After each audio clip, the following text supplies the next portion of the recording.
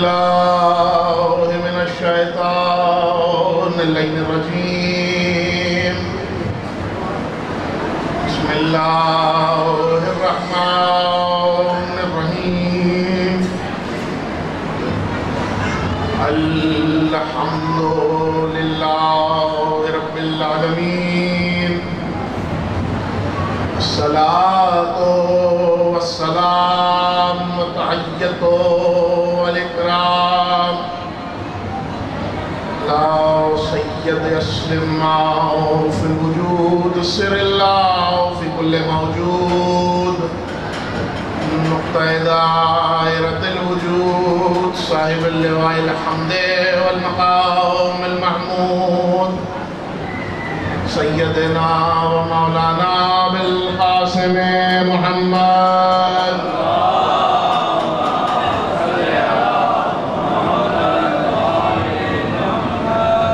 وإلى بيته الطيبين الطاهرين المعصومين المظلومين ولعنة الله على أعدائهم ومنكر فضائلهم وغاصب حقوق أجمعين من ظلمهم العوق يوم يوم الدين.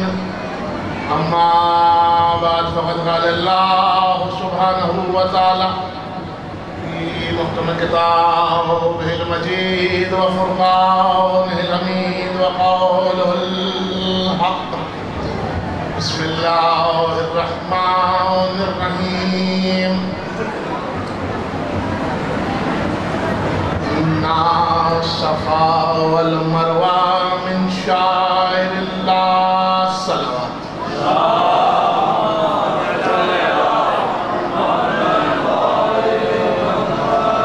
شہزادہ قاسم ابن حسن کی ذات پہ بلندر صلوات بھیجیں.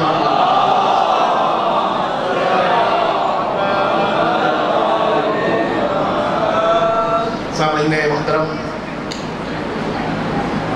تاریخی و سالانہ مجلس اعزا سلسلہ برآمدگی یہ اپنا جلوس آپ حضرات اس وقت سماعت فرما رہے ہیں. مجھ سے جب اس عشرے کا اور اس مجلس کا وعدہ لیا گیا تھا محرم سے کچھ عرصہ پہلے، تو مجھے میرے برادر بزرگ اور میرے قبلہ گاہی نے یہ حکم کیا تھا کہ 7 محرم کی جو دن کی مجلس ہے وہ اپنی ایک اہمیت اور اپنی ایک اپنا خصوصیت کی حامل ہے. جو احباب مستقل مجھے رات کو اس اداخانے میں سماعت فرما رہے ہیں وہ اس چیز سے بخوبی واقف ہیں کہ جو سرنامہ میں نے رات کو رکھا ہوا ہے یہ اس سے بہت مختلف ہے. حضور ہمارے اٹھنے والے جلوس، ہماری ہونے والی مجلسیں، ہمارے سینوں پہ پڑتے ہوئے یا حسین کے ہاتھ، یہ آج بھی باطل کے منہ پہ تماچے کی طرح لگ رہے ہیں. میں نے اس مختصر اور متبرک مجلس اعزا کے لیے قرآن مجید فرقان حمید سورہ مبارکۃ البقرہ کی آیت نمبر 158 کے پہلے ٹکڑے کو پڑھا ہے. ارشاد رب العزت ہو رہا ہے ان صفا اور مروہ اللہ کی نشانیوں میں سے ایک ہے. میں آپ سے بڑھ کے پوچھ رہا ہوں پالنے والے کہ تو نے کیسے پہاڑ بنائے ہیں کہ لوگوں کو دیکھ کے تو یاد آ رہا ہے. لوگ اس چیز کو محفوظ رکھیں اور میں یہ چاہتا ہوں کہ آج کی یہ اپنا جلوس کی مجلس جب آپ جلوس لے کے یہاں سے باہر نکلیں تو آپ کے ذہن میں یہ نہیں رہے کہ یہ منسوب ہے حسین ابن علی سے، بلکہ لوگ زلیجانہ دیکھ کے یہ کہیں خدا یاد آ رہا ہے، مہدی دیکھ کے یہ کہیں خدا یاد آ رہا ہے. چونکہ یہ جس سے منسوب ہے اس نے سر کٹا کے خدا کو یاد کیا تھا. حسین کا نیزے پہ قرآن پڑھنا یہ معجزہ ہے، یہ حسین کا قرآن کا خدا سے رشتہ ہے. ارشاد رب العزت کا صفا اور مروہ اللہ کی نشانیوں میں سے. اللہ کی نشانی کیا ہوتی ہے جی؟ این ممکن ہے کہ کہیں جواب ملے کہ وہ چیز جسے دیکھ کے خدا یاد آ رہا. اچھا تو میں آپ سے بڑھ کے پوچھ رہا ہوں، آپ کو کیا کیا دیکھ کے خدا یاد آتا ہے؟ ایسا کیا دیکھتے ہیں کہ آپ کو مجھے خدا یاد آ جاتا ہے؟ آپ نے فوراً کا صاحب نظام کائنات دیکھ کے خدا یاد آ رہا ہے. اچھا اور یہ چرند پرند شجر درخت بہتا ہوا دریا چلتا ہوا پانی بھائی اپنا اٹھتا ہوا سمندر، یہ سب کچھ دیکھ کے خدا یاد آ رہا ہے. کیا صرف یہی سب دیکھ کے خدا یاد آ رہا ہے؟ تو پھر آپ نے پڑھ کے کہا نہیں حضور اپنی زندگی دیکھ کے اپنا صبح و شام دیکھ کے اپنا سانس لینا دیکھ کے خدا یاد آ رہا ہے. تو آپ کے خدا یاد آنے سے عالم اسلام کو کیا فائدہ؟ کہاں بیٹھے؟ میں اگر خود کو آئینے میں دیکھوں اور میں کہوں گا مالک تیرا شاہکار ہے، میرے اس کو یاد کرنے سے امت کا کیا فائدہ ہوگا؟ دیکھنا تو یہ ہے جس کام سے امت کا فائدہ ہو. میرے اس کام سے کیا فائدہ ہو رہا ہے کہ مجھے دیکھ کے خود کو دیکھ کے خدا یاد آ رہا ہے؟ کمال تو یہ ہو کہ کوئی ایسا ہو کہ جس کو سب دیکھیں تو خدا یاد آئے، جس کو سب دیکھیں تو خدا یاد آئے. اب اس سے بڑھ کے اگر کوئی میرے نوجوان دوست یہ پوچھ لے کہ مولانا اس ساری گفتگو کا مجلس سے کیا تعلق ہے؟ صفا اور مروہ کو نسبت حاصل ہے. آج بھی حج کا ایک بڑا رکن وہاں جائے بغیر پورا نہیں ہوتا. اللہ نے آج بھی ایک چیز کو باقی رکھا ہوا ہے، اور جس چیز کو خدا باقی رکھے وہ اس کی نشانیوں میں سے ایک ہے.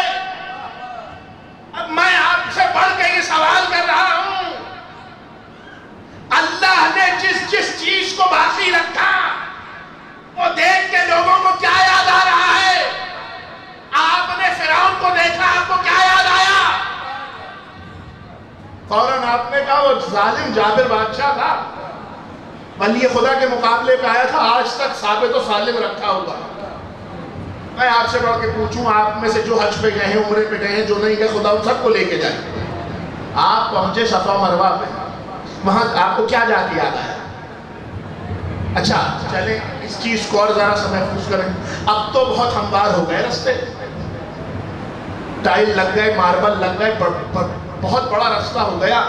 اگر یہ آج بھی کھڑبڑ پہاڑی ہوتی اور خدا آپ کو اس پہ حکم دیتا کہ دوڑو، پھر میں آپ سے پوچھتا آپ کو خدا یاد آیا یا نہیں آیا؟ پھر میں آپ سے پوچھتا خدا یاد آیا یا نہیں آیا؟ ٹھنڈے کمرے میں بیٹھ کے خدا کو یاد کرنا بہت آسان ہے. اس کی راہ میں جس نے مشکل گزار لی، خدا تو اس کو یاد آیا تھا. ہم تو بیٹھ کے اگر اس کو یاد کرنے کی صحیح کر لیں تو اتنا بھی کافی ہو جائے گا. یہ صفا اور مروہ جو ہے اللہ کی نشانیوں میں سے ایک ہے. اچھا اللہ نشانیاں رکھتا ہے. میں ایک چھوٹی سی آپ کو مثال دوں. مجھے گھر آنا تھا ڈاکٹر صاحب کے، میں اپنا داخل ہوا قلعے میں نے کہا ڈاکٹر صاحب مجھے یہاں سے اپنے گھر کا راستہ بتائیے. تو فوراً کہنے لگے آپ جیسے ہی اپنا قلعے سے اتریں گے آپ کو وہاں پہ ایک اپنا بڑا سا اپنا کھمبا لگا ہوا دکھے گا. اس کھمبے کے نیچے فلاں فلاں نام لکھا ہوا ہے، بس وہاں آ جائیے، میں وہاں آ رہا ہوں. اچھا توجہ رکھیے. میں نے ڈاکٹر صاحب سے پوچھا مجھے اپنے گھر کا اپنا پتہ بتلا دیجیے. ڈاکٹر صاحب کہنے لگے وہاں آ جائیے، میں آ رہا ہوں. کہاں بیٹھے حضور؟ مجھے تو گھر جانا تھا، یہ خود کیوں آ رہے ہیں؟ نشانی کی اہمیت کو سمجھو. مقام کسی کا بتلایا جا رہا ہے، وہاں سے لینے کوئی آ رہا ہے. ارے آپ بھی نہ سمجھے تو کون سمجھے گا؟ 4 کروڑ کی آبادی کربلا اتر گئی. رستہ ہے کہ کھلتا چلا جا رہا ہے. اب بھائی آپ نہ سمجھے تو کون سمجھے گا یہ کیا ہو رہا ہے؟ خدا سے بڑھ کے پوچھا کہاں آنا ہے؟ آواز آئی حسین کے حرم میں پہنچو، میں آ رہا ہوں. حسین کے حرم میں پہنچو، میں آ رہا ہوں. یہ اللہ کی نشانیوں میں سے ایک نشانی ہے. اللہ نے نشانی کو باقی کیوں رکھا؟ دیکھیں نشانی باقی رکھنے کی 2 ہی صورتیں ہوتی ہیں. پہلی یہ تاکہ مستقبل کے دیکھنے والے اس کو دیکھ کر خدا کی عظمت کو پہچانے، یا کوئی ایک بات اس کے پیچھے ایسی پوشیدہ ہوتی ہے کہ لوگ اس بات کو دیکھ کر پورے واقعے کا جائزہ لے سکیں۔ میں آپ سے بڑھ کے ایک سوال کر رہا ہوں، آج تک اللہ نے کئی ایسی نشانیاں رکھی ہوئی ہیں کہ ایک طبقہ تو اس کو دیکھ دیکھ کے بہت خوش ہو رہا ہوتا ہے، اور ایک طبقہ وہ ہے کہ جو ہر سال رجب آتے ہی اس کو بھرنا شروع کر دیتا ہے۔ اس پہ کبھی سونا لگایا جا رہا ہے، کبھی اس پہ گارا لگایا جا رہا ہے، کبھی اس پہ اپنا سیمنٹ لگائی جا رہی ہے، کبھی اس پہ کچھ لگایا جا رہا ہے، مگر تاریخ نے لکھا کہ جس نے جو لاگے لگایا 13 رجب کو وہ نشان پھر واضح ہونے لگا۔ یہ کیا ہو رہا ہے؟ خدا نے حق کو باقی رکھنے کے لیے کوئی کتنا ہی چھپانا چاہے حق حق رہے گا، باطل باطل رہے گا۔ صفا و مروہ کو صرف نہیں رکھا، صفا و مروہ سے جو نسبت رکھی تو آج بھی وہ نسبت باقی ہے۔ احترام کا تعلق نسبتوں سے ہے، احترام کا تعلق نسبتوں سے ہے۔ یہ سارا معاملہ جو ساری زندگی میرے اور آپ کے ساتھ لگا ہوا ہے، یہ تعلق ہے ہی نسبت کا۔ اب کیا کیجئے کہ اگر ہمارے خیر کے پاس کوئی نسبت ہی نہ ہو، یہ سارا تعلق ہے ہی نسبت کا۔ میں آپ سے بڑھ کے سوال کر رہا ہوں، شبی برآمد ہوگی، چلیں اس کو بھی چھوڑیے۔ میں جب سارے رستے میں نے دیکھا کہ میری مائیں بہنیں گھر سے اپنا نیاز پکا پکا کے لا رہی ہیں، کوئی تھیلی میں، کوئی ٹرے میں، کوئی اپنا کسی چیز میں، وہ سب لا کے رکھی جا رہی ہوگی۔ یہ کیا ہے؟ آپ کہیں گے مولانا کھانا ہے اس میں، ابھی اس سب پہ حضرت کی نظر ہوگی اور پھر کھا لیں گے۔ کیا یہ کھانا من و سلوا ہے؟ آسمان سے اترا ہے؟ نہیں۔ اچھا، آسمان سے نہیں اترا تو کوئی فرشتہ چھوڑ کے گیا ہوگا آپ کے یہاں؟ آپ نے کہا نہیں، فرشتہ بھی کوئی نہیں چھوڑ کے گیا۔ میں نے کہا اچھا، اگر کوئی فرشتہ نہیں چھوڑ کے گیا ہوگا تو آپ نے کوئی خواب دیکھا ہوگا؟ آپ نے کہا نہیں، خواب بھی اپنا کوئی نہیں دیکھا۔ میں نے کہا اچھا چلے، نہ آپ نے خواب دیکھا، نہ کوئی فرشتہ چھوڑ کے گیا، نہ یہ من و سلوا ہے، تو پھر اس کے لیے جو راشن لیا گیا ہوگا اس کی دکان تو عرش پہ ہوگی۔ آپ نے فوراً مجھ سے کہا نہیں بھائی، کوئی دکان بھی اس کی عرش پہ نہیں ہے، جہاں سے گھر کا مہینے کا راشن آتا ہے وہیں سے یہ بھی لائے تھے۔ میں نے کہا اچھا چلے، تو جن اپنا برتنوں میں پکایا ہوگا وہ بہت خاص ہوں گے، سونے چاندی کے ہوں گے۔ آپ نے کہا نہیں، وہ برتن بھی کوئی اتنے خاص نہیں ہے، گھر کے ہیں۔ میں نے کہا اچھا چلیں، یہ تو بات طے ہے کہ جو آپ نے اس میں مسالے ڈالے، جو کچھ آپ نے ڈالا وہ بہت خاص آپ نے بنوایا ہوگا۔ گھوم کے آپ مجھ سے کہیں گے کیا ہو گیا ہے آپ کو؟ جو عام گھر میں استعمال کرتے ہیں وہی ہے یہ۔ تو میں اگر آپ سے بڑھ کے یہ پوچھ لوں کہ اچھا جب یہ وہی ہے جو گھر میں استعمال کرتے ہیں تو اس کو اتنا بچا بچا کے چھپا چھپا کے کیوں رکھا جا رہا ہے؟ تو آپ نے پڑھ کے مجھے یہی جواب دینا ہے، چونکہ یہ ان کی بارگاہ میں نذر کرنی ہے۔ تو جو چیز بارگاہ میں نذر کی جا رہی ہو اس کا بڑا احترام کیا جاتا ہے۔ اب اگر اس کے بعد بھی آپ کو نذر، نیاز، تبرک، جلوس، مجلس، عزاداری سمجھ نہیں آئے تو آپ آج تک نسبتوں کو سمجھے ہی نہیں ہیں۔ اب میں آپ سے بڑھ کے ایک سوال کروں، آج 7 محرم ہے، 17 دن پیچھے آئیے، کیا تاریخ ہو جائے گی؟ کیا ہوگی تاریخ؟ 10 ذی الحجہ، بقرعید کا دن ہوگا۔ میں اب آپ سے بڑھ کے پوچھ رہا ہوں کہ بقرعید میں گلی محلوں میں بڑا سجا سجا کے جانور لائے جاتے ہیں، یہ کیوں لا رہے ہیں آپ؟ تو فوراً کوئی پڑھ کے کہے گا وہ اسماعیل کتنا بچے تھے۔ میں آپ سے بڑھ کے اب یہ سوال کر رہا ہوں، انہوں نے بیٹے کے گلے پہ چھری رکھی تھی، تو آپ بھی رکھ کے اپنا دیکھ لیجئے، اگر دمبا آ جائے تو جی نور علی نور، تو میں آپ سے بڑھ کے کوئی سوال کروں کہ یہ جانور گلی محلوں میں کیوں لے کے پھر رہے ہیں، تو آپ بچہ بڑا ہر کوئی یہ جواب دے گا چونکہ اس کو اس سے نسبت ہے۔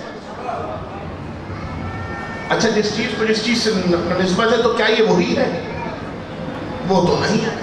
جب وہ نہیں ہے تو اس کا مطلب یہیں سے ہے۔ جب یہیں سے ہے تو مخصوص کیسے ہے؟ مخصوص اس لیے ہے کہ لے کے نیت کر لی گئی کہ اس کو قربانی پہ قربان کریں گے۔ جب نیت کر لی تو اللہ نے آپ کی نیت سے اس کو مخصوص کر دیا۔ اب جب وہ شے مخصوص ہو گئی تو اس میں نسبت شامل ہو گئی۔ جس چیز سے نسبت دی جائے یا جس شے سے نسبت ہو جائے وہ چیز محترم ہو جاتی ہے۔ اب آج جو لوگ نسبتوں کے خلاف ہیں تو ایک ہی صورت ہے، آپ کے پاس کوئی ہے ہی نہیں جس سے نسبت دی جائے۔ ارے آپ نہ سمجھے تو کون سمجھے گا؟ آپ جنگ سے بھاگنے کو کس سے نسبت دیں گے؟ اپنا نبی کی طرف پیٹ کرنے کو کس سے نسبت دیں گے؟ فرار کو اپنا کس سے نسبت دیں گے؟ نسبت منصب سے دی جاتی ہے۔ جو جس کا اہل ہوگا اس کے مطابق نسبت ہوگی۔ اس چیز کو میرے سننے والے ہمیشہ یاد رکھیں، نسبتوں کا تعلق دل سے ہے۔ جس شے کو جس شے سے اپنا نسبت دی جائے وہ محترم ہو جائے گی۔ صفا و مروہ اللہ کی نشانیاں ہیں، آج تک نسبت رکھی ہوئی ہے۔ عزاداری سید الشہداء شاعر اللہ ہے، آج تک نسبت رکھی ہوئی ہے۔ کوئی یہ بڑھ کے نہیں کہہ سکتا کہ خود بنا لیا، خدا سے نسبت دی تھی تو آج تک قائم ہے۔ یہ ہے تہذیب حق و باطل، خدا سے نسبت دی تھی۔ اچھا جب شاعر بھیج دیا تو پھر اس کی اپنا تعظیم بھی ضروری ہو گئی۔ پھر جا کے قرآن کھولیے، جب اللہ نے صالح کو اونٹنی دی تو قرآن نے آواز دی، صالح ان سے کہو یہ ہماری نشانیوں میں سے ایک ہے، اور اس کے گلے میں پڑی ہوئی رسی بھی اللہ کی نشانیوں میں سے ایک ہے۔ آپ نے خدا کی اپنا بات کو دیکھا، پہلے تو یہ کہا کہ جو اس کے گلے میں رسی پڑی ہوئی ہے یہ ہماری نشانی ہے، یہ پوری اونٹنی ہماری نشانی ہے۔ اونٹنی کو مارا کتنے لوگوں نے تھا؟ 4 لوگوں۔ عذاب کس کس پہ آیا؟ ساری قوم پہ آ گیا۔ اللہ اکبر۔ آج بھی اگر کوئی خدا کی نشانی کو تکلیف دے تو چاہے پوری قوم ہو یا ایک ہو، عذاب سب پہ آ جائے گا۔ عذاب کی شکلیں بہت مختلف ہیں۔ ایک عذاب وہ ہے کہ اللہ رزق کو کم کر دے، زمین غلہ اگانا چھوڑ دے، آسمان پانی برسانا چھوڑ دے، اولاد پیدا ہونی بند ہو جائے، نظر آنا کم ہو جائے، قد چھوٹے رہ جائیں، اولاد ہو کے مر جائے۔ اگر یہ کچھ نہیں ہو رہا تو پھر عذاب کی اپنا دوسری قسم ہے کہ حق موجود ہے نظر نہیں آ رہا، حق موجود ہے نظر نہیں آ رہا، حق سن رہے ہیں دل مائل نہیں ہو رہا۔ یہی تو فرق ہے کہ آج بھی کانوں میں آواز علی ولی اللہ کو آ رہی ہے، آج بھی عزاخانوں میں پرچم لگے تم تو اپنا نظر آ رہے ہیں، مگر کیا ہے کہ نہ دل کھچ رہا ہے نہ آنکھ کھچ رہی ہے۔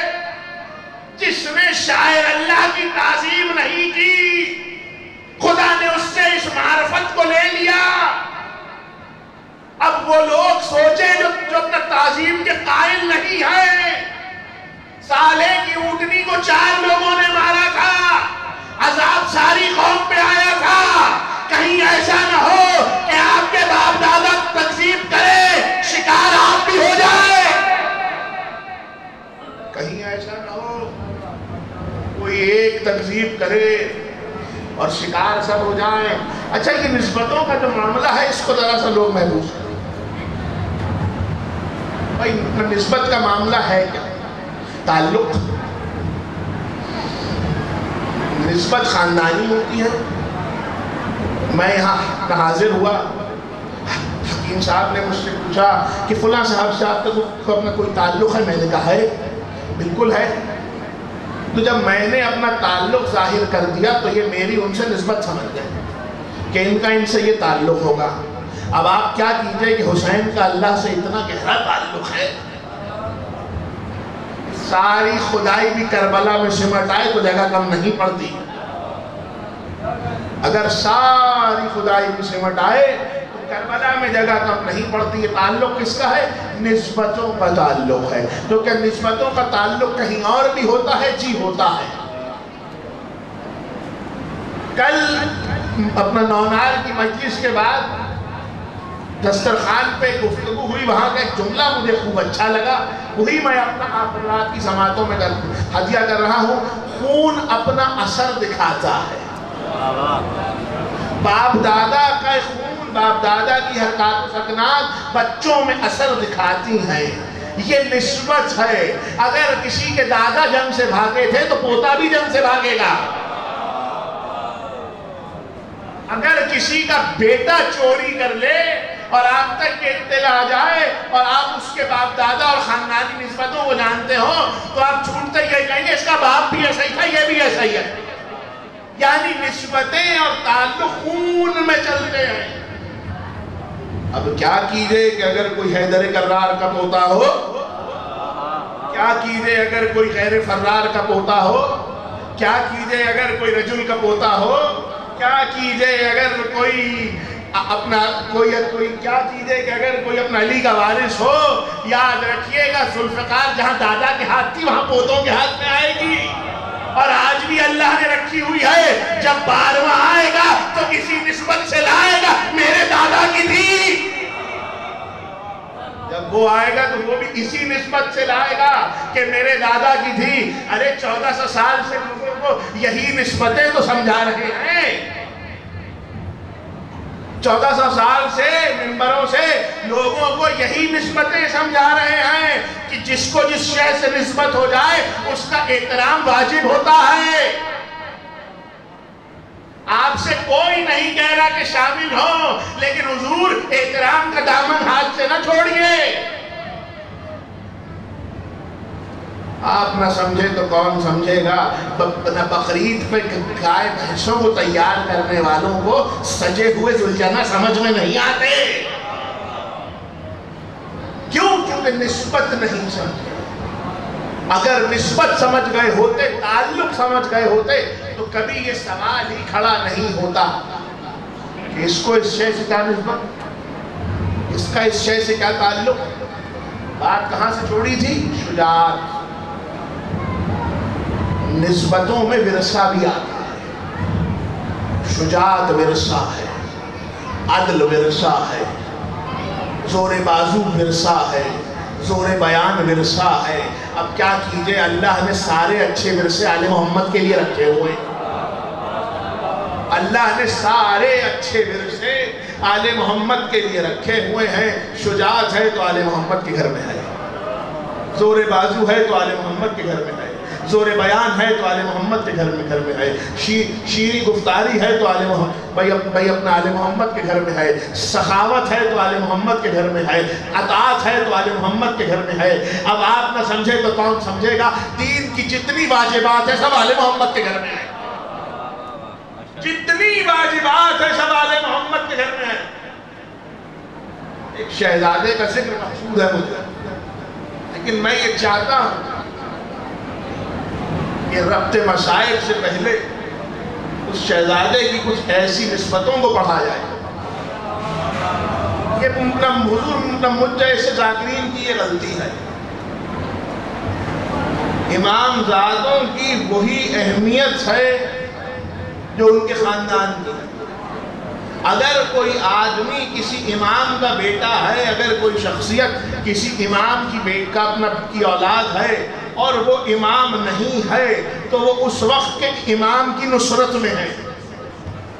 اور جو امام وقت کی نصرت میں ہو پھر اس کا تعلق بھی اس وقت کے امام کی نصرت میں ہو جاتا ہے، اس کی نسبت بھی امام سے ہو جاتی ہے۔ تاریخ نے لکھا عرب کا ایک بادشاہ ہے، بہت جاگیردار ہے، بہت صاحب ثروت ہے، اتنی دولت تھی کہ عرب میں بادشاہ کہلانے کے قابل تھے۔ شادی ہو گئی، خدا نے اولاد نہیں دی، کئی برس گزر گئے، صاحب اولاد نہیں ہوئے۔ ایک مرتبہ اپنے وزیروں کو بلایا اور بلا کر کہنے لگے کسی ایسے بزرگ کو جانتے ہو کہ میں جس کے پاس جاؤں وہ میری مشکل کشائی کرے، وہ میری حاجت روائی کرے؟ یہ کہاں کا قصہ ہے؟ یہ قصہ ہے یمن کا۔ تاریخ نے لکھا کہ اس اپنا دربار میں ایک ایسا تھا جو اپنا علی کا چاہنے والا تھا، اس نے بڑھ کے کہا پیغمبر تو نہیں رہے مگر نسبتیں آج بھی باقی ہیں، اور اس نے اس سے کہا کہ اس کام کے لیے تمہیں مدینے جانا پڑے گا۔ یہ کون سا زمانہ ہے کہ مولا کائنات حیات ہے، اور یہ کون ہے؟ امرؤ القیس، امرؤ القیس یمنی، زرق برق لباس پہننے والا، اور تاریخ میں لکھا کہ وہ جس راہ سے گزر جاتا تھا کئی دیر تک اس راہ سے اس کی خوشبو آیا کرتی تھی، یعنی جو اس دور کے دولت مند لوگوں کا طریقہ تھا۔ تاریخ نے اس کو علی کے دروازے پہ لا کھڑا کیا۔ یاد رکھیے گا جس کے دل میں جستجو حق ہو وہ کہیں بھی ہو گھوم کے علی پہ آئے گا، اور جس کو ان سے نسبت ہو جائے، اب جب تک ان کا نام رہے گا امرؤ القیس کا نام رہے گا، یہ تعلق ہے نسبتوں کا۔ مذہب سے عیسائی تھا، علی کے دروازے پہ قدرت نے لا کھڑا کیا، جب اپنی سواری سے اترا تو دیکھ کر کہنے لگا یہ کس کا مکان ہے؟ تو وہ وزیر جو لے کے آیا تھا اس نے کہا یہ ہمارے آخری پیغمبر کے وزیر کا گھر ہے۔ تو اس نے اب دیکھے سوال سنے اور اس کا جواب سنے، آپ نہ سمجھے تو کون سمجھے گا۔ ایک مرتبہ کہنے لگا کیا تمہارے نبی چلے گئے؟ اس نے کہا ہاں وہ تو چلے گئے۔ تو کہنے لگے جب نبی چلے گئے تو یہاں آنے کی کیا ضرورت تھی، یہ وزیر کیا کر پائے گا؟ تو ایک مرتبہ اس نے کہہ کر انہیں خاموش یہ کرایا کہ نبی کے ہاتھ میں جو طاقت تھی وہ ان کے ہاتھ میں بھی ہے، یہ جس کو دعا دے دے خدا پھر اس کو رد نہیں کرتا۔ تاریخ نے لکھا کہ جب امرؤ القیس یمنی مولا کائنات کے دروازے پہ آیا تو ایک مرتبہ وزیر نے بڑھ کے دق الباب کیا، کھٹکا کیا۔ جب کھٹکا کیا تو اندر سے جو ہستی آ کے باہر آئی اس کا نام ہے حسن مجتبیٰ۔ انہوں نے آ کے اس کو دیکھا اور امرؤ القیس کو کہنے لگے جو دل میں حسرت لے کے آیا ہے خدا سن لے گا۔ اب میں آپ سے بڑھ کے پوچھ رہا ہوں حسن مجتبیٰ کو کس نے وہ بتایا کہ کون آ رہا ہے اور دل میں کیا رکھتا ہے؟ آپ نے دیکھا نسبت کا سلسلہ جس کو جس سے تعلق ہو اس سے کہنا نہیں پڑتا، جب دل سے دل مل جائے تو کہنا نہیں پڑتا۔ تاریخ نے لکھا کہ امام حسن نے ایک مرتبہ اس سے کہا مہمان سرائے میں بیٹھو، اور جا کے اپنے بابا مولا کائنات کو بتایا امرؤ القیس ہے، یہ یمن سے آیا ہے، اس کے ساتھ اس کے کچھ وزیر ہیں، مولا نے کہیں بٹھا۔ تاریخ نے لکھا کہ اس کے بعد علی جلوگر ہوئے تو امرؤ القیس نے ان کو دیکھا اور دیکھ کر ایک مرتبہ اپنے وزیر سے کہنے لگا یہی خدا کے نبی کے وزیر ہیں، یہی خدا کے نبی کے وزیر ہیں۔ ایک مرتبہ گویا ہوا میری شادی کو اتنے برس ہو گئے ہیں، میرے اولاد کوئی نہیں ہے۔ تو ایک مرتبہ تاریخ نے لکھا کہ مولا کائنات نے اسے دعا دی اور دعا دے کہ اپنا کہنے لگے چلا جا۔ کیا خدا نے تجھے صاحب اولاد کیا. جملے پہ غور کریں حضور, کیا خدا نے تجھے صاحب اولاد کیا. یہ کون کہہ رہا ہے؟ مشکل کشا کہہ رہا ہے. ایک نسبت اور یاد دلاؤں, یا رسول اللہ میرے اولاد کوئی نہیں ہے. زبان رسالت سے جاری ہوا, اللہ نے تیرے مقدر میں اولاد نہیں لکھی. تاریخ میں لکھا کہ چھوٹا شہزادہ باہر آیا, ایک مرتبہ اس کو دیکھا تھا, جا بیٹا دیا, جا بیٹا دیا, جا بیٹا دیا. 7 بیٹے دینے لگے کہ یکا یک جبریل نازل ہوئے اور آ کے کہنے لگے پروردگار فرما رہا ہے حسین دیے جائے گا, ہم دیے جائیں گے.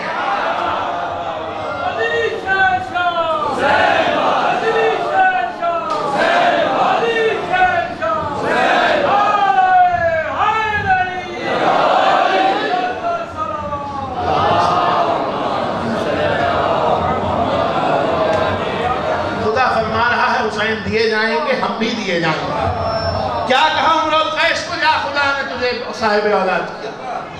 تاریخ میں لکھا واپس جب اپنے یمن کے لیے نکلنے لگا تو مولا نے روکا اور کہنے لگے میں ایک دعا تجھے تعلیم فرما رہا ہوں, اس کو یاد رکھیو. اور آج بھی مجموعہ وظائف میں وہ دعا یمنی موجود ہے. یہ وہ دعا ہے جو مولا کائنات نے عمر القیس یمنی کو دی تھی. اب میں آپ سے بڑھ کے سوال کر رہا ہوں, مسلمان تھا, مسلمان تھا. دعائیں کس کو دی جاتی ہیں؟ مسلمانوں کو. کوئی پوچھے بڑھ کے مشکل کشا سے عیسائی ہے, آپ اس کو کیوں دعا دے رہے ہیں؟ آج تک تاریخ میں وہ دعا یمنی کے نام سے موجود ہے. آپ نے دیکھا جس کو آل محمد سے نسبت ہو جائے, جس کو آل محمد سے نسبت ہو جائے, سال گزرا پھر حاضر ہوا اور اب جو آیا تو ایک بچی ساتھ لے کے دیکھ کر اپنا گھر میں داخل ہوا تو سب سے پہلے مولا سے کہنے لگا مجھے کلمہ پڑھائیے, مجھے کلمہ پڑھائیے. علی نے اسے کلمہ پڑھایا, دائرہ ایمان میں آ گیا. اس کے بعد ایک مرتبہ کہنے لگے بتا کیا صورتحال ہے. کہنے لگا آپ کی دعا سے, خدا کی عطا سے اللہ نے بیٹی دیا ہے. تو امام نے پھر وہاں کہا ابھی ایک اور ہوگی, ابھی ایک اور ہوگی. تاریخ نے لکھا جب وہ اگلے برس ساتھ آیا تو ایک بیٹی بڑی اور ایک بچی چھوٹی لے کے آیا. کہنے لگا مولا جو آپ نے کہا تھا ویسا ہی ہو رہا ہے. زمانہ بڑھتا گیا, وہ بیٹیاں بڑی ہوئیں, شادی کے قابل ہوئیں. تاریخ نے لکھا پھر آیا ہے مولا کی خدمت میں, جس کی جس سے نسبت ہو جائے وہ مسئلے لے کے وہیں جاتا ہے. جس کی جس سے نسبت ہو جائے وہ مسئلے لے کے وہیں جاتا ہے. بس فرق اتنا ہے کہ مشکلیں کس نے آسان کرنی ہے جانتے سب ہیں. بس فرق اتنا ہے ہم ہر وقت مانتے ہیں, آپ وقت پڑھنے پر مانتے ہیں. آپ نہ سمجھے تو کون سمجھے گا؟ کہا تو آپ کے باپ دادا نے بھی تھا, اگر آپ نہ ہوتے تو میں ہلاک ہو جاتا.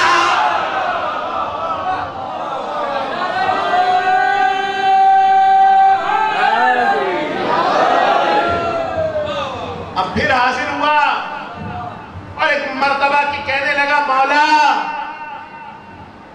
آپ نے عطا کی تھی, ایک اور عطا چاہتا ہوں. کہنے لگے پتا کیا ہے؟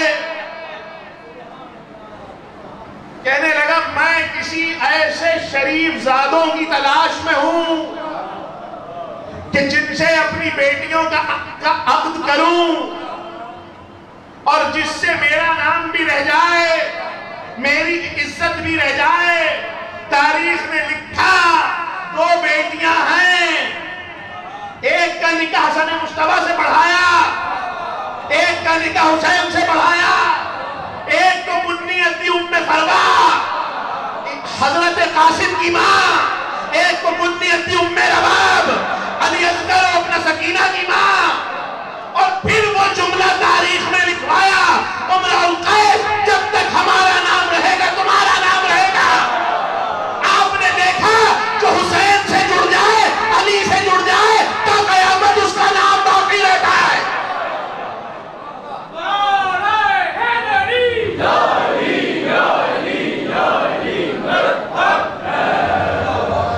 امرؤ القیس جب تک ہمارا نام باقی رہے گا تمہارا نام بھی باقی رہے گا۔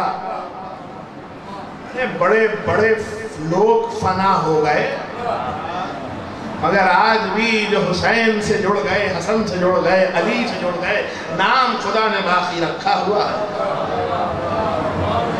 یہ کون کس کا ذکر ہو رہا ہے؟ شہزادہ قاسم کے نانا کا، شہزادہ قاسم کے نانا کا ذکر ہو رہا ہے۔ وقت گزرا،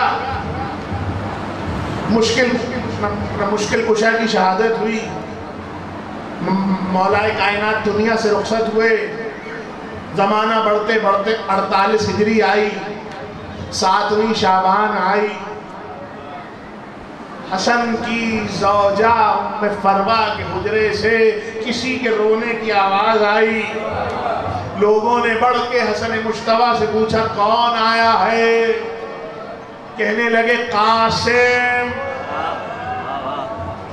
فضائل سن، ابھی سنیں فضائل سنیں۔ قاسم، کون قاسم؟ سرتاپا صورت محمد، چہرہ ہو بہو حسن مجتبیٰ جیسا، قد ہو بہو حسن مجتبیٰ جیسا، کم گفتار، جلال میں عباس ہیں، جلال میں عباس ہیں، اطاعت میں حسین ہیں۔ تاریخ نے لکھا کہ بچے کا نام قاسم رکھا گیا، نبی کی کنیت ہے ابو القاسم، جس پہ خطبہ آتے ہی سب مل کے درود پڑھتے ہیں، اللہم صلی علی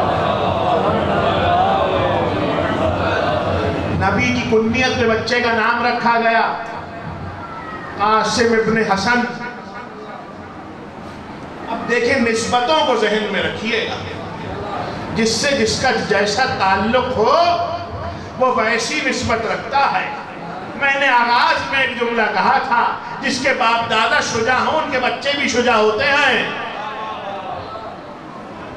میں عالم اسلام سے بڑھ کے یہ سوال کر رہا ہوں، کبھی آپ بھی تو خیبر و خندق بیان کریں، کبھی آپ بھی تو بدر و حنین بیان کریں، کبھی آپ بھی تو کوئی جنگ بیان کریں۔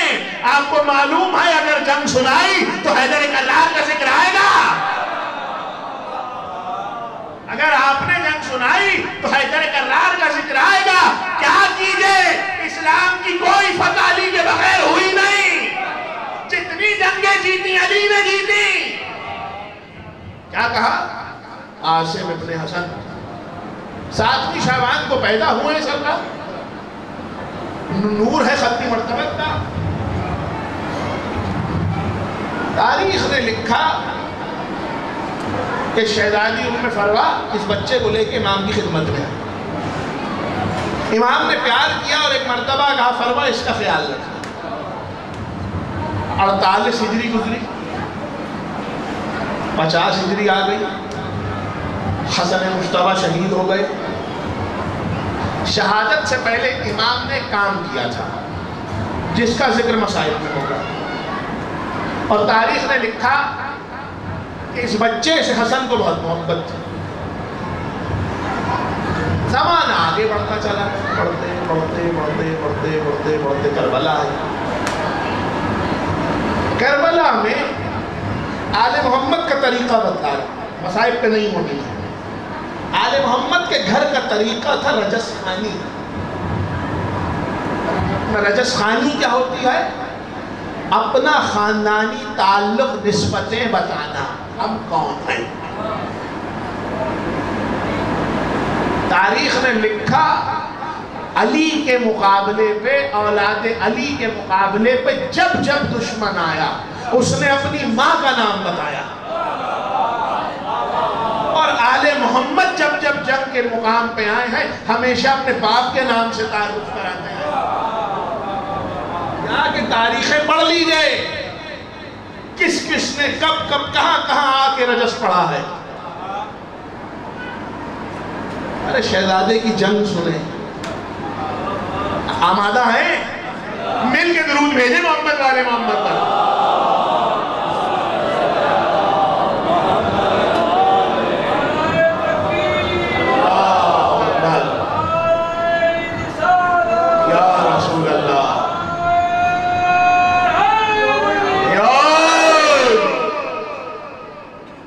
برس کے قاسم آئے اور تیور ایسے ہیں کہ جیسے عباس. جنگ کا یہ عالم ہے کہ جیسے عباس. جب سید الشہداء نے قاسم کو بھیجا ہے, ارے لوگ اس چیز کو سمجھیں, 5 محرم کی مجلس میں اسی منبر سے ایک فقرہ کہا تھا, خدا چاہتا تھا کہ رسول کو لڑتا دیکھیں تو اس نے علی اکبر کو بھیجا تھا. حسین چاہتے تھے کہ حسن کو لڑتا دیکھیں تو میدان میں قاسم آئے تھے, اور اس شان سے آئے تھے کہ جب سوار ہو کے آگے آئے ہیں تو ایک مرتبہ گھوڑے پہ بلند ہو کے نگاہ ڈالی اور نگاہ ڈال کے کہنے لگے آؤ میں حیدر کرار کا پوتا ہوں, آؤ میں حسن مجتبیٰ کا بیٹا ہوں. اور اب ایک مرتبہ اپنا تعارف کرنا شروع کیا. پہلا ٹکڑا رجس کا قاسم ابن حسن ابن علی ابن ابی طالب. میں بڑھ کے پوچھوں یہ کیا ہو رہا ہے مولا؟ جو وہاں سے آ رہا ہے وہ اپنی ماں کا تعارف دے رہا ہے, آپ باپ کا دادا کا تعارف کرا رہے ہیں. ارے جس کے باپ دادا شجاع ہو وہ ان کا تعارف دیتا ہے.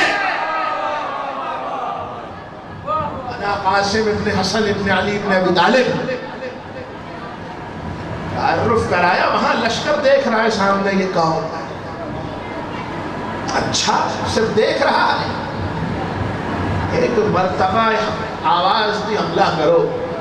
لوگ اس چیز کو محفوظ رکھیں, آل محمد کا طریقہ یہ ہے یہ کبھی حملہ خود نہیں کرتے, یہ پہل نہیں کرتے, یہ اس کی کاٹ کرتے ہیں اور پھر جواب دیتے ہیں.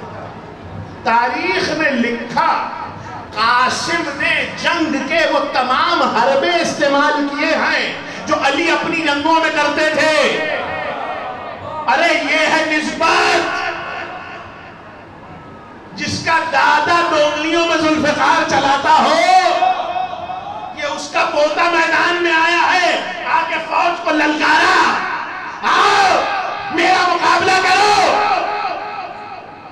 ارے آپ کے تو بڑے بڑے میدانوں سے بھاگے تھے, یہ تو 13 برس کا ہے. ابن زیاد نے آ کے کہا جاؤ ارزق کو بلاؤ. اب سنیے حضور جہاں تک لے کے آیا.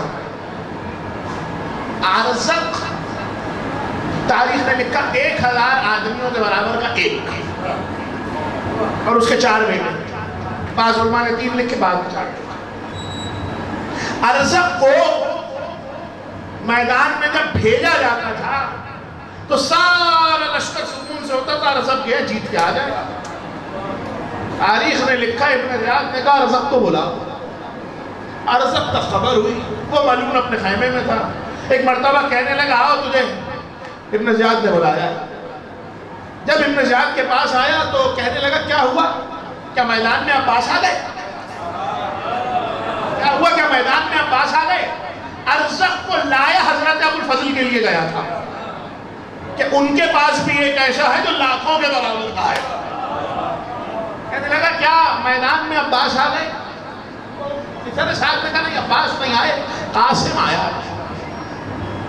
تو اس نے بڑھ کے پوچھا کتنے بڑے ہیں, تو انہوں نے کہا 13 برس کے.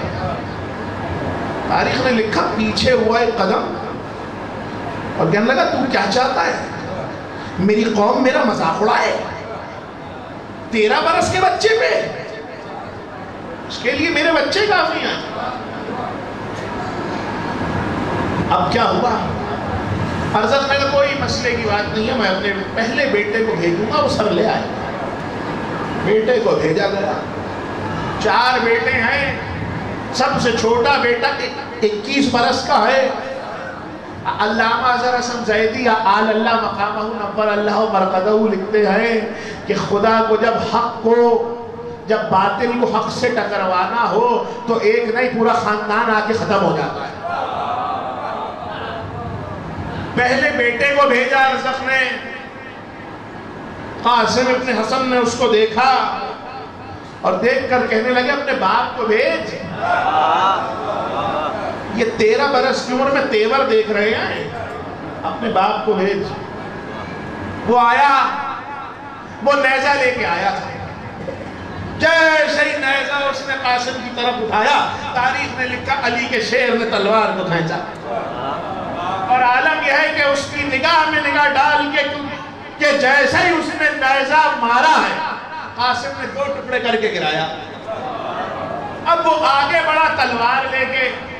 علی کی جنگیں جو لوگ سنے بیٹھے ہیں اور جو لوگ جانتے ہیں وہ اس چیز کے قائل ہوں گے مولا 2 برابر کے حصوں میں کاٹا کرتے تھے. اگر کھڑا کٹے گا 2 برابر، ایسے کٹے گا 2 برابر. ایک مرتبہ وہ آگے بڑھا، قاسم نے 2 ٹکڑے کر کے گرایا اور کہنے لگے جیسے دادا کاٹتے تھے میں نے ویسے ہی کاٹا ہے. ایسے میرے دادا کاٹا کرتے تھے ویسے ہی کاٹا ہے. تاریخ نے لکھا جب ارزق نے ایک بیٹے کو 2 حصوں میں کٹتے دیکھا تو فوراً دوسرے بیٹے کو بھیجا. وہ آیا تلوار لے کے، اس کو بھی واسطے جہنم کیا. تیسرا بیٹا آیا، اس کو بھی واسطے جہنم کیا. اور عالم یہ ہے کہ جیسے ہی اسے مارتے گھوڑے پہ کھڑے ہو کے چچا عباس کو دیکھتے اور وہاں سے عباس کی آواز آتی مرحبا قاسم مرحبا، بڑھو میرے نال بڑھو. عالم یہ ہے کہ جب تیسرے بیٹے کو مارا تو گھوڑے پہ ایر دے کے کھڑے ہوئے، آؤ میرا مقابلہ تو کرو. ارے پڑھ کے تاریخ نے لکھا یہ تو 13 برس کے قاسم تھے، آؤ میرا مقابلہ تو کرو. اب اس کے بعد کا عالم یہ ہے کہ اب ارزق نے 4تھے بیٹے کو بھیجا اور یہ کہہ کے بھیجا کہ تو علم لے کے جائے گا، علم لے کے جائے گا. وہ وہاں سے نکلا ہے، یہاں قاسم گھوڑے پہ. جیسے ہی وہ لے کے میدان میں آیا، ایک مرتبہ اس کو دیکھ کے عجیب فقرہ کہنے لگا بھائیوں کے پاس جانا چاہتا ہے. شان دیکھیے حسن بن قاسم بن حسن کی. اور اس کے بعد تاریخ میں لکھا حسن مجتبی نے اس کے جھنڈے کو دیکھ کر کہا آئے ہائے اپنے ساتھ جال بھی لے کے آیا ہے. میں شعبہ حکیم صاحب کے مکان پہ ناشتے کے بعد ہم اپنا بیٹھے ہوئے تھے تو کچھ ٹاپوں کی آوازیں آئیں. میں نکل کے باہر گیا تو میں نے دیکھا شبیہ ذوالجناح آئی تھی. میں نے جا کے اس کی بات پکڑی، مولا سے اپنی عرض کی. این ممکن ہے کہ کوئی میرا دوست یہ سوال کر لے کہ اس سے عرض کی یا اپنا مولا سے عرض کی. حضور جس کو جس سے نسبت ہو، ہم تو ماننے والے ہی نسبتوں کے ہیں. ایک مرتبہ قاسم نے کہا کہ اپنے ساتھ اپنا جال لے کے آیا ہے بڑھ. اور تاریخ نے لکھا جو لوگ گھڑ سواری کو یا گھوڑا پالنے کو سمجھتے ہیں وہ اس چیز کو سمجھیں گے. کعوہ کرنا ایک لفظ ہے ہمارے اردو میں. کعوہ ایسے کیا جاتا ہے کہ آپ نے ایک بڑے میدان کے بیچ میں قلعہ گاڑا، کچھ اپنے میٹر کی رسی کری اور گھوڑے کو اس سے باندھ دیا، پھر وہ گول اپنا دائرے میں دوڑتا ہے اور بہت تیز دوڑتا ہے. تاریخ نے لکھا قاسم نے بات پکڑ کے گھوڑے کو کعبہ کیا اور ہوا کے رخ پہ حسن کا لال گھوم رہا ہے. جب اس نے دیکھا تو اس نے بھی گھوڑے کو کعبہ کیا. اب کعبہ کرتے کرتے ایک مقام کو آیا کہ اب ہوا کے رخ پہ حسن کا لال ہے اور گھوڑا گھوم رہا ہے. تاریخ نے لکھا کعبہ کرتے کرتے ایک دم پلٹے. جب پلٹے تو اس کا پرچم اس سے لپٹا، تلوار نکال کے 2 ٹکڑے کیا، پرچم سمیت زمین پہ گرا. اور یہاں گھوم کے چچا کو دیکھا، وہاں سے آواز آ رہی تھی مرحبا قاسم مرحبا، پڑھو میرے لال پڑھو. کمال دیکھیے ارزق نے یہ منظر دیکھا، رہا نہیں گیا. تاریخ نے لکھا خود میدان میں آ گیا، خود میدان میں آ گیا. 1000 آدمیوں کے برابر ہے، ارزاق 1000 آدمیوں کے برابر ہے، اور یہاں پہ تنہا قاسم. آخری جملہ فضائل کی حد تک ہو گئی. ایک مرتبہ اس کو دیکھ کر کہنے لگے تو بھی آ اپنے بیٹوں کے پاس جا. یہ کیا ہے؟ یہ شجاعت ہے، یہ دلیری ہے، یہ بہادری ہے، یہ حیدر کرار کا خون ہے، یہ حسن کا بیٹا ہے. آپ نہ سمجھے تو کون سمجھے گا؟ یہ عباس کا سکھایا ہوا ہے. تاریخ نے لکھا ارزخ آیا. جنگ کے فنون میں سے ایک حرب میں سے ایک چیز میں آپ کو سنا، ہوش حواس کا قابو میں رکھنا. اگر آپ کبھی میدان میں ہو تو اس پہ لازم ہے کہ وہ اپنے ہوش اور اپنے حواس کو اپنے قابو میں رکھے. تاریخ نے لکھا کہ جب ارزخ آیا تو شہزادے نے اس کو گھوڑے پہ بیٹھ کے دیکھا، بعد اس سے کوئی نہیں.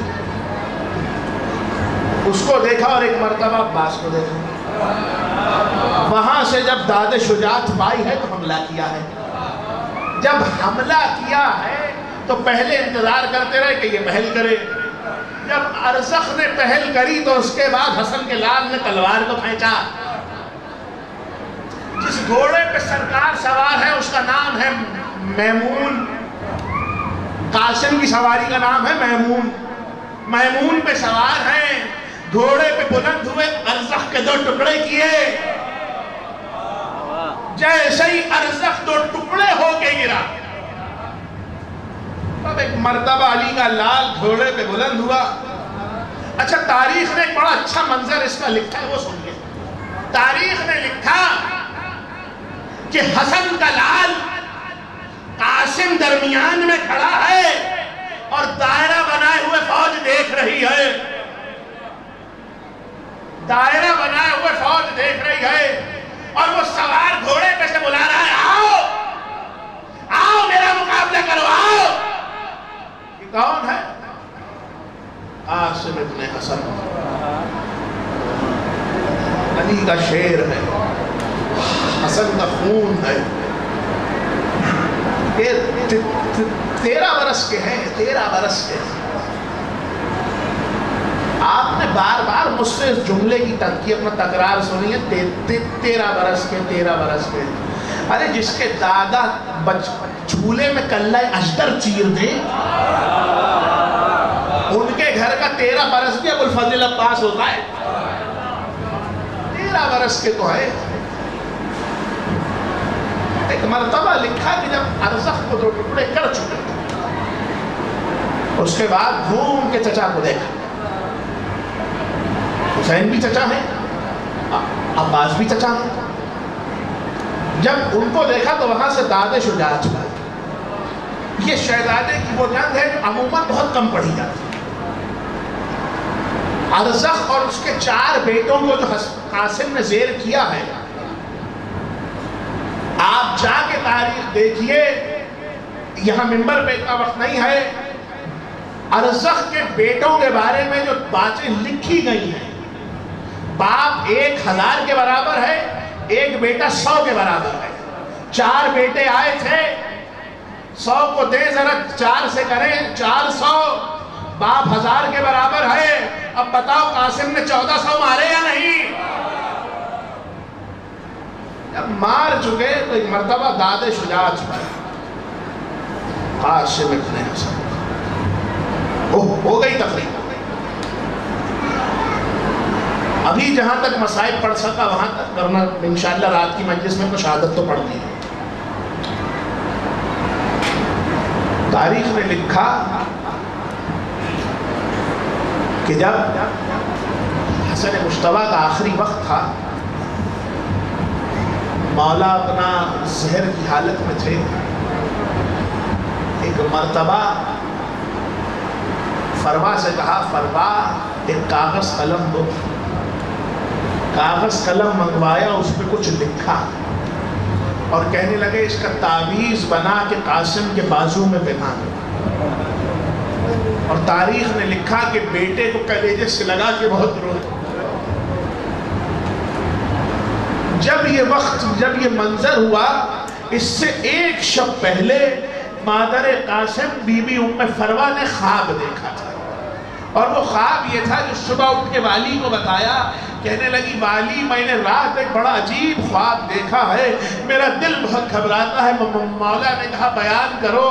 کہنے لگی میں نے خواب دیکھا ہے کہ ایک بڑا سا ریگستان ہے، اس ریگستان میں ایک بہت خوبصورت خوشبودار پھول کھلا ہوا ہے.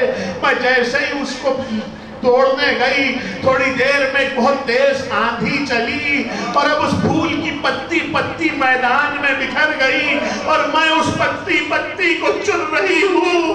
ایک مرتبہ مولا نے کہا جاؤ حسین کو بلاؤ. حسین آئے، کہنے لگے حسین بھابھی کے خواب کی تعبیر دو. مولا نے خواب سنا، ارے بغلگیر ہو گئے، بہت روئے اور کہنے لگے بھابھی کربلا میں اس کی تعبیر دکھے گی. آوازیں نہ تھمنے پائے. 7ویں محرم ہو گئی آج تو، وہاں لشکر پہ لشکر آ رہا ہے. یہ دن منسوب ہے حسن کے بیٹے سے، قاسم ابن حسن. ایک مرتبہ میدان کارزار میں آئے، کہنے لگے چچا جنگ کی اجازت دیجئے. مولا رونے لگے، کہنے لگے قاسم ارے تو میرے بھائی کی نشانی ہے، تمہیں کیسے اجازت دوں. عزاداروں ماں کے پاس آئے، کہنے لگے اماں چچا اجازت نہیں دیتے. ماں نے کہا بیٹا باپ نے ایک تعویذ باندھا تھا اور کہا تھا فرما جب کوئی بڑی قیامت آئے تو اسے کھول کے دیکھنا. قاسم اس سے بڑا وقت کیا ہوگا.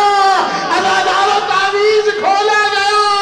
جب تعویذ کھلا تو ایک رقعہ برآمد ہوا. رقعے پہ لکھا تھا بھائی حسین کربلا میں میں نہیں ہوں گا، میری طرف سے قاسم.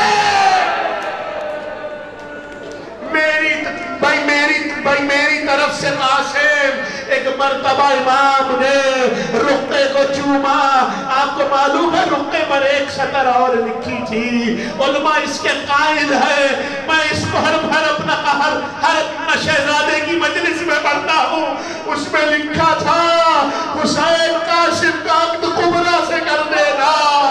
اس کی وجہ جانتے ہو عزاداروں، حسین کے مصائب میں بیٹا بھی ہے، بھائی بھی ہے، بھتیجا بھی ہے، بھانجا بھی ہے. ایک داماد کی کمی تھی، وہ قاسم کی شکل میں پوری ہوئی. عزاداروں عقد پڑھایا کبریٰ سے. جب کوئی دولہا جاتا ہے تو کیسے جاتا ہے. بابا نے سنے اسماء اے چاند بدن قاسم. ہاں یہ نسبت آج کی سی شہزادے سے ہے. ارے مہندی اٹھائی جائے گی نا، بڑی باتیں مہندی میں آپ کرتے ہیں، کیا کربلا میں نہیں اٹھتی. جان بھی عراق کی عورتیں خیام گاہ میں گھروں سے مہندی لے کے نہیں آتی. ارے ایک ماں کی حسرت تھی، ارے یتیم بیٹے کی شادی کرو گی. ایک ماں کی حسرت تھی. عزاداروں قاسم دوڑتے ہوئے چچا کے پاس آئے اور کہنے لگے اب آپ نہیں روکیں گے، اب آپ نہیں روکیں گے. اب جو رقعہ دیکھا حسین نے بقیے کا رخ کیا اور کہنے لگے بھائی غربت میں کیا امداد بھیجی ہے. آوازیں نہ رکنے پائے عزاداروں، آوازیں نہ رکنے پائے. جب ام فروہ قاسم کو یاد کرتی تو تازیانہ مارا جاتا. جب فاطمہ بنت حسن یاد کرتی تازیانہ مارا جاتا. ایک مرتبہ عباس سے کہا عباس جاؤ زرا لے کے آؤ، عباس جاؤ زرا لے کے آؤ. عزاداروں شہزادہ بھوبی کے پاس آیا. ایک مرتبہ آکے بھوبی سے ملے اور کہنے لگے ہمیں اپنا چچا نے جنگ کی اجازت دے دی. ارے زینب نے کبھی یہ رخسار چوما، کبھی یہ رخسار چوما اور کہنے لگی قاسم ارے تم بیوہ ماں کے